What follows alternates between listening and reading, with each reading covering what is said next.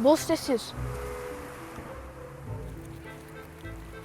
Ертеде бір үлкен жылқы болды.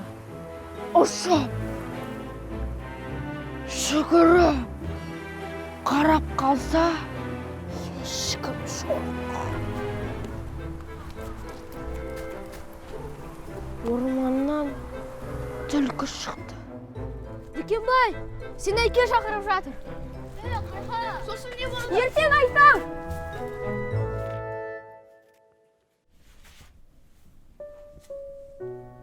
Дүкенбай,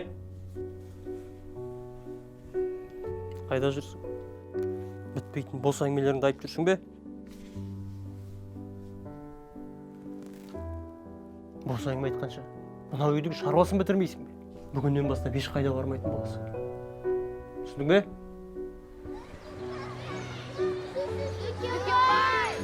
Дүкенбай!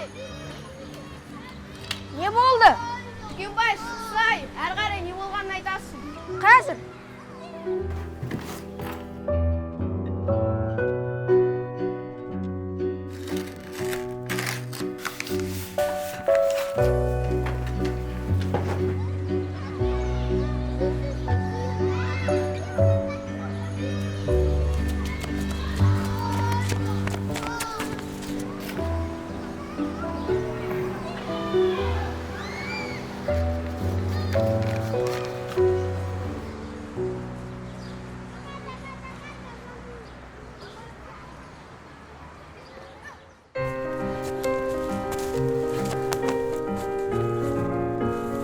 Үлкендегі әңгімені айтып берші тағы да.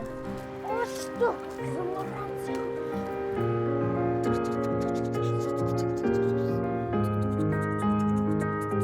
15 жасар жас жазушының көкпар және қымыз әңгімелері республикалық бақ беттерінде жарияланды.